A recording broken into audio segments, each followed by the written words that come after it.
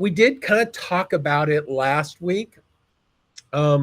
We didn't actually push the update until I think it was Friday after last week's meeting, but I do want to go over the external documents piece. We made several significant changes in there, even since we discussed it last week, and then we'll go on to some other things as well. So, first off, external documents. What does that mean? What is it useful for, etc.? So, there are times when either through your contacts, your properties, your listings, your transactions, or whatever, you're going to have documents that you need to reference that are linked to those records of some sort. You might have some listing documents from DocuSign, from VeriSign, all the different types of potential signing. That's not right. VeriSign. Skip that one. That's a different signing thing. But external documents, Dropbox, Google Drive, things like that.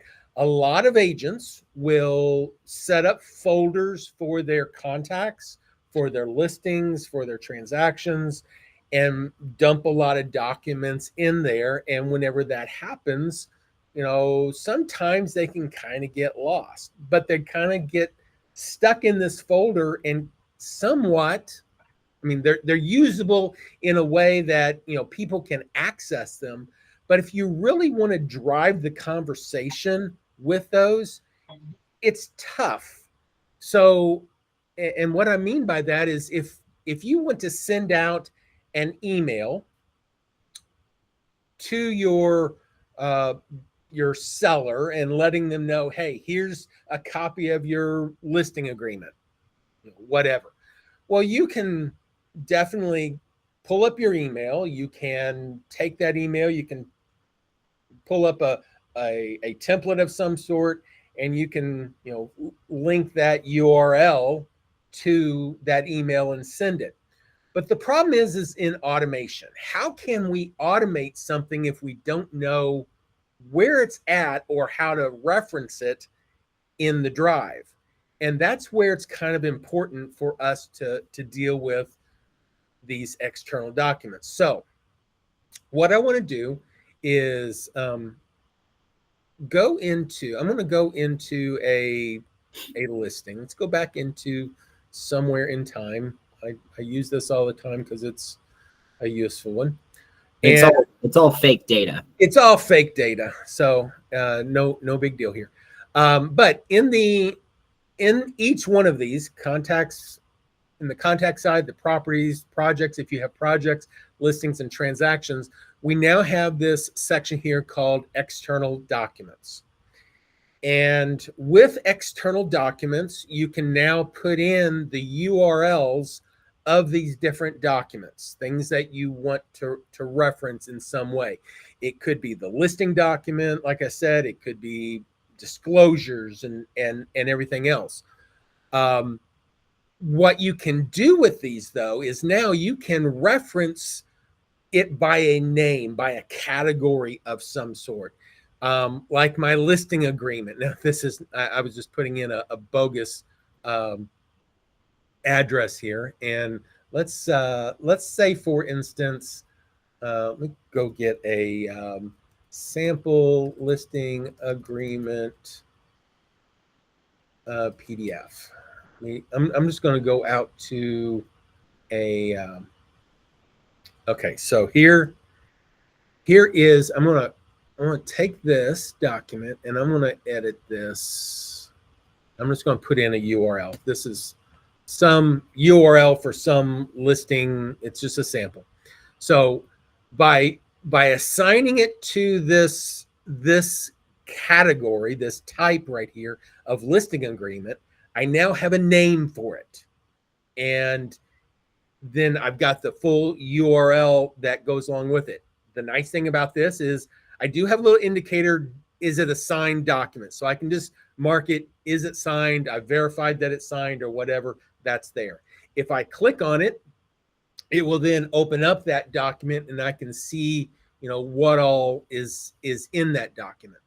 I can change the display order of these if I want to. If there's certain documents I want to always see at the top, I can do that. But I can do all kinds of things now with documents and have that are external to the system, but have a reference to them by name. And the by name part becomes important whenever we want to include them in our emails as attachments, links of information inside the body of the email. You may want to say, dear seller, here's a copy of your listing agreement, and then have that link to that. And if you don't have it named in some way, it could grab any document. It doesn't necessarily reference it. But by us naming it, giving it a name, we can give it a merge field, and then that merge field then can be used for things. So that's an important part. Now, how we organize these, and I'm going to go to a different one here that doesn't have anything. So you come into a listing, a property, transaction, whatever. Over here on the right-hand side is this little hamburger menu. You can click on the down arrow on it. And we've got two choices of things. We can manage our types, our document types. And if I go in here, these are all the different types of documents that I potentially could use as part of a listing. Because I'm doing this hamburger menu from the listing side, these are all listing type documents. So in this case, I've got addendum, counteroffer, floor plans, HOA docs, stuff like that. So these are just different types of documents. If I wanted to come in here and I just wanted to add a new one, just a single one-off type, maybe my listing agreement, I come over here, I paste in that same URL that I had. I can mark at this point whether it was signed or not, and then click on add, and then boom, there it is. It's done it kind of one off. I can add individual documents if I want. Now, you could do that one by one and adding in each of those documents if you wanted to. That's valid by hitting the add URL. But there are times when, especially whenever you're dealing with a listing or whatever, that there will probably be multiple documents that you want to be able to access or reference of some sort. So what we've done is not only do we create the different types, we allow you to create groups of types. So if I go in here and say manage my groups, I might have different groups. Like I might have a condo sales where anything dealing with condos, these are the different external documents that I would typically reference. Listing documents. I'm going to go into this one. We'll go into the listing documents. So these might be, for me, these are the documents that I want to have anytime that I want to select the listing, the residential listing group. I want these items here to be preloaded. Okay. And there is a little checkbox here that indicates, is it required? So having something required just means, I really need to have that link. And if I don't have that link, it's going to show it in red. We'll show that here in a second. It'll show it in red if it's not filled in. If you want to add additional types to this, you come here and click on add additional types. You select which type you want.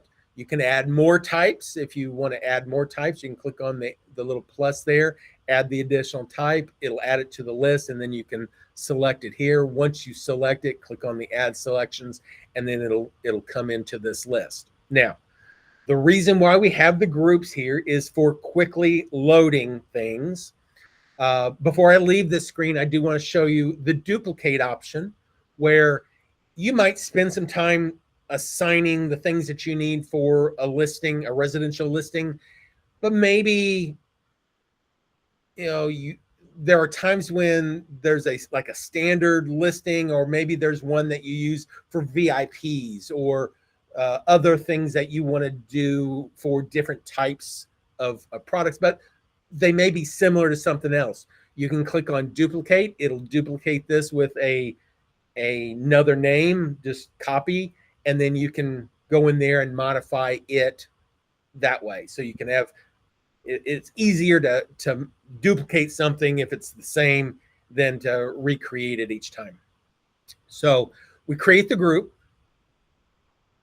And once we get that group in there, then we've got this option here called add group. So if, and I'm just going to go ahead and delete this, this entry here. If I come in here, I get a brand new listing and it's a residential listing, I can come over to this add group, add a group, and I'm going to choose my residential listing option. And then at that point, it blasts in all the documents for that group of whatever I've selected that I would typically use in this case, a residential listing.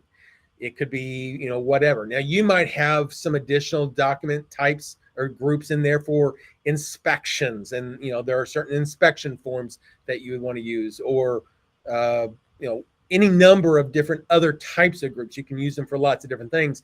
Instead of adding them one at a time, you can just name them and select it real quick. Now, you'll see that 2 of these are red, and that was because we had marked those as being required. All we have to do now is click into the URL. It says that it's required. I type in or paste in the URL, press enter, and then it is no longer red because we've got it. I could do the same thing for disclosures, for lead-based paint, all the different things that are in there, and giving them a name. By doing that, now anytime that I want to include this URL in some kind of email or SMS text message, I can look for a special merge field called external docs, listings, listing agreement. And we're going to show you how that applies.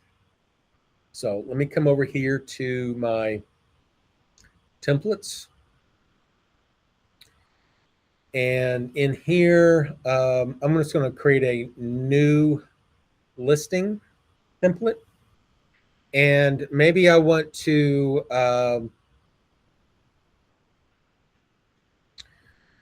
do this. Create an email template for new home sellers that includes the external document for listing agreement.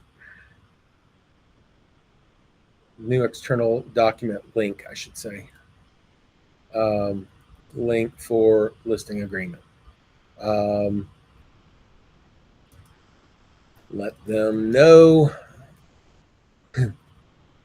that they can click the link to open or whatever. So I'm going to click on that and let it create some kind of arbitrary document of some sort. Okay, so we're excited to let you know that, hey, you've got this property. Here's the information. Here's the open listing agreement. So if I look and I click on that, you'll see that it's gone ahead and even put in the merge field for me for the listing agreement. You'll see it's an external document. It's in the listing section. It's the listing database, and it's called listing agreement. So it kind of breaks it down into different things. If this was a contact document, it would have external doc, contact, and then whatever. So by doing this, we now have this link and being able to do things with it to send out information. So I can set this up as a routine. The routine then says, hey, on one day after the listing, I want to send this information, and I can send it. I don't need to attach it manually. I don't need to do anything. All I need to do is send it. It knows what the document is by its document name, its type. And by that, we can now do all kinds of automation of information that goes to our each of our contacts and stuff. How cool is that? I think it's really cool, and I shared a training that I built on this idea with all of you guys a couple days ago. But when I was building out the training, I had every intention to like have to go add the URLs. And when I saw that the hyperlink was the custom merge field, I was like, whoa, that was really cool for me. So that, nice work on that, Mark. I think that I did not expect that, and it was really cool to see. I think that this opens the door for a lot of really powerful pieces, and it makes this template a little bit more widely applicable because it's not a specific URL. It's the URL that's tied to that specific external doc. Exactly. So just to let you know, one thing that we cannot do right now, and I'm going to try making it do it. If you were to type this in manually, there's no way of getting that merge field in from a menu choice. You just have to paste it in. But because actually what you can do is you could come down somewhere in the document, click on the little merge field thing and say, listing agreement.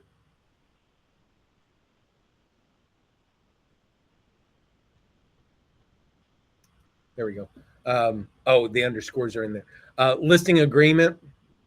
So I could click on this and it'll insert it into the document. I could then highlight it, cut, copy, paste, whatever, get it in there. And then if there was something else, like some other button says click here or something, you can access the document, with this link. You can then click on the little link piece and paste in that URL right there. And then it does the same thing. Basically it makes that a clickable piece. So, the one thing you do need to do, make sure that it does not put in the HTTP in there, because we actually have the HTTP piece in there. So you can go back and do it. The system will add, whenever it adds it itself, it knows to deal with that. But if you're adding it manually, you do need to make sure that it doesn't add in that HTTP unexpectedly. There's times when it'll add it in, because a lot of times people don't put it in. They just put the actual URL. So that's in there. But you can go in there, set those up however you want. Do the same thing for SMS. And it will go through the process of setting that up for you. So external document, whatever. That's interesting. I need to check that. So external documents are now a thing, and you guys have full access to them. Again, they are in the contacts, the properties, the transactions, the projects, everywhere that we've had have those little tabs piece, you can set them up. And anytime that you come in, the types are based off of wherever you're at. So here, now that I'm in the contact side, I have a different list of types. They can still be some of the same types, but it's specific to the database that we're in. So, if I've got a seller, a buyer. Oh, Cody, you probably want to show, actually this is for the contact side. We probably would want to have it more in the property side. Yeah, when I started playing with it, I started off in the contact, and it needs to be in the property. It makes more sense to be in the property. So that was a bit of a pivot, but we now have that in the contact, I suppose, just on this fictitious account though. Yeah. We can go in there and delete it. Once you have external groups like that, you can also delete them. There's an option to delete. Cody, did you want to explain your external document things in here for what you were doing with Amazon? Yeah. So this is kind of the high level of what this training was, but I built up this post sale training to try and help you guys out, and it's one of my favorite trainings that I've kind of built, because I hear a lot of real estate agents struggle with what do I do after I have the commission? I just kind of lose contact with past clients, and a lot of people reach out on holidays, and those seem like low-hanging fruits, but realistically, every business anyone's ever interacted with is going to reach out with someone on a holiday. And so it's not necessarily the best day to do it, because their inbox is inundated on days that they're probably not even looking at their inbox. So this idea of building out a post-sale experience in a routine is what I put forward as a solution for that. And it's based around gathering specific details when you're doing that final walkthrough on things like their furnace filter size, or the light bulbs that they use in that house specifically, or maybe even ask them, do you prefer warm light or cold light? And then, maybe these light bulbs are 60 watt versus 75 watt, but you start making a list of all of these different things. You could also go as far as in your closing gift to include some of them, little 9-volt batteries for the smoke detector, maybe even a Brita water pitcher, so that they have all of these things in preparation for the next step. And that's to go onto some sort of ordering platform. I, in the training, recommended Amazon, because you can get an Amazon affiliate account for free. And basically what you would build is a list of all of the URLs for the specific, let's say the specific air filter for that person. You would plug it into this external docs under that specific property. So if you know it's a 16 by 16 air filter, and you have your specific custom Amazon URL in that external docs, then when you go and build out these templates, you can actually have that specific air filter plug in. The person receives that message in a cadence that is, for air filters, just because I'm using it as the example, maybe they need to be replaced between every 1 and 3 months. So you have it in some sort of cadence. Hey, just as a heads up, you need to replace your air filter soon. Here's the exact air filter for your HVAC system. And then what it opens up is, it's just the ease for it. So not only is it a touch point to your past client that is timely, but it's also offering them something that they really need anyways, in this case, the air filter. And it makes it so easy for them to purchase it that they're probably going to do it. And when they purchase it, you get a buck or two off of the Amazon affiliate. So that's kind of neat in that regard. So it's a little way to drive small additional commissions. So that's cool. But more importantly, it's a way for you to show up for your past clients in a really high world-class client experience way that, simply put, most agents just aren't going to do. So that was the training that I used. And this external docs is just the easiest way, because I taught that in the past, and you had to take all these custom URLs and you had to individually add them to each template for each person. And so you still had to kind of keep track of that. Whereas now with the external docs, it pulling that custom merge field, just like I said, that kind of blew me away. When I actually asked Sam to build the routine, Sam not only built the routine with the templates that I needed, but it included those custom merge fields. And so if we are on this fictitious 131, or if we're on this, the fictitious 123 somewhere in time, even if those are different sized air filters, the template doesn't have to be adjusted for each one, because the merge field would pull that specific URL. So that to me is both a bit of an insight into how you can do that, and also just, a bit of a spotlight of how cool this external docs is when you practically apply it into just processes that we're already doing in real estate, or that we can do to deliver a better experience. Absolutely. So like, in this case here for the Amazon air filter, we put in the link, and whenever that link is then clicked on, it opens it up to the appropriate air filter for that particular property. So that link right there is for that property, where we could have a different link for another property. But whenever we send the mail merge, it's referencing this name. So it doesn't matter what's here. It uses this and then fills in the appropriate merge field. So you're using the same template each time and making it easier for the agent to be able to give the seller, the buyer, actually in this case it'd be the buyer of the home, good information about things that they need on their house, especially if they're first-time home buyers. They don't. I've seen first-time home buyers that didn't even know they needed to change the filter, and it was disgusting. So you've got to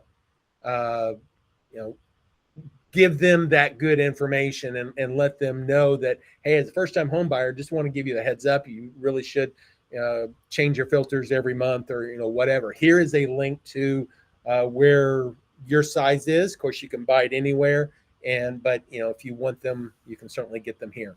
And anecdotally, it's worth bringing up. So a couple of things. One, my roommate literally just bought a new HVAC system last Friday. So this is kind of a fun, timely thing. But some of the modern HVAC systems, you only replace the filter once a year versus every 3 months, which is really interesting. So you do have to check to make sure you know the exact unit, but you're already doing that walkthrough anyway, and it's going to take 30 seconds to be able to do that. And so I think that if you knew what things you were planning to include because you have a system of it, you could even go as far as building out a checklist item for those specific things so that you recorded all of them correctly. And then you're going to be able to do that with each and every house. And a lot of times it's going to be the same one. And then the other thing that's like worth noting, our buddy is actually the one who he purchased the HVAC system through. And there's different ratings on air filters. And this is probably common knowledge, but I would fall into that first-time home buyer mindset in a lot of ways. And so there's a really interesting thing because there's a lot of different particle densities that come into air filters. And sometimes the system also needs a less filtering filter, if you will, so that it doesn't get clogged up from trying to suck through a really difficult to suck through thing, if that makes sense at all. But there's, that's like specific to air filters. There is a bit of a nuance there. And so, making sure that you record that. Again, if you were to, in your closing gift, build out a little basket that had one air filter and maybe a brand new Brita pitcher. My significant other, when she bought a house in December, she was moving from well water to city water. And you would have thought that she was drinking poison based on how she reacted to that. And that is an opportunity that we could have showed up as real estate agents going, oh, I bet you there's going to be a hard shift in the water type that they're used to. Well, let me get them a really good water filter, a Brita water filter, and you include the pitcher. It comes with one filter, but then they're going to need to buy a new Brita filter piece for it I think it's every 6 months that you change it. I'm really bad about changing my Brita filter. So sometimes it goes 8 to 10 months before I realize that I should have. But, there's all these little things that can be used. And you just have to think through, what are the easy things in that regard. And then you're not, this is like my own personal little soapbox, but you're not sending out that happy 4th of July email, just like every business that has ever received your email since you were probably in middle school. Because I don't know about you, I get hundreds of emails on all those big holidays. They clog up my inbox. And even if you as a real estate agent made it personalized and custom, whether you were using SAM or just doing a one-off that you wrote yourself, the likelihood they see it's almost zero. And so this is an out of the ordinary opportunity, and it's kind of a fun one. So yeah, absolutely. One of the things that I wanted to show real quickly here is, if we come in here, maybe we set up a new routine. We're going to do this for listing, and we're going to say reusables checklist, whatever. And maybe this is on some date that gets kicked off. I'm just gonna grab one. It doesn't really matter at this point here. So if I was to come in here and create an activity of reusable checklist, I could come in and create a checklist for AC filter link. And we can come here to, instead of being just a checklist, we can do the field validation. Inside the field validation, we could then say,